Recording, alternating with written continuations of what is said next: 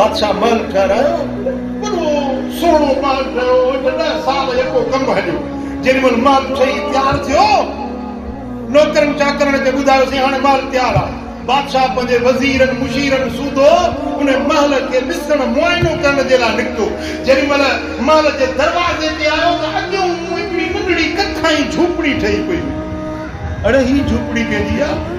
चएसि हिकिड़ी ॿुढड़ी औरत आहे ॾींहं जो पिनंदी आहे गदाई शबाई शहर में पिनंदी आहे शाम जो अचे हिन झुॻीअ में राति रहंदी आहे ही उन ॿुढड़ी जी झूपड़ी आहे बादशाह जो हेॾो मुंहिंजो महल 10 साल जे ते कमु हलियो आहे हेॾो क़ीमती महल उनजे दरवाज़े ते झूपड़ी ठहे थी शो फिटाए छॾियो थी शो अॼु घणनि माण्हुनि खे शो जो ख़्यालु हूंदो आहे शो सम्झो था न जे मुंहिंजे महल जी रौनक फिटाए छॾी अथसि मुंहिंजे महल जो शो फिटाए छॾियो अथसि पटियो झूपड़ी बादशाह जो हुकुम थियो झूपड़ी पटिजी वई मैदान साफ़ थी वियो बादशाह हलियो वियो महल में ऐं जेॾी महिल कुराड़ी शाम जो मोटी ॾिठी त मैदान साफ़ आहे झूपड़ी कान्हे पुछा कीअं बा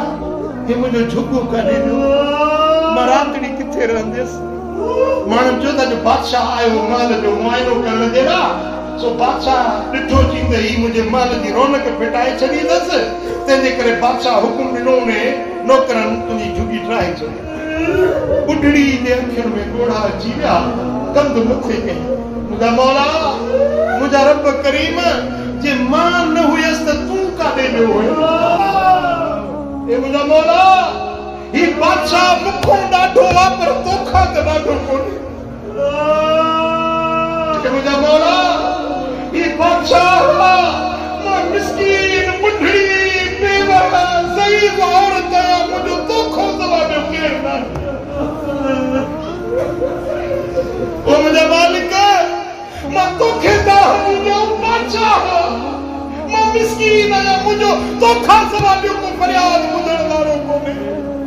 माई जेॾी महिल दाह हई अल्लाह जे अर्श में जुंबश थी वई रब फरमाए त मलाइको इन बादशाह खे महल सूधो ज़मीन में गिरदायो ज़मीन में गरक कयो जे मुंहिंजी ॿुढड़ीअ ते बादशाह न कई आहे को महल सूधो बादशाह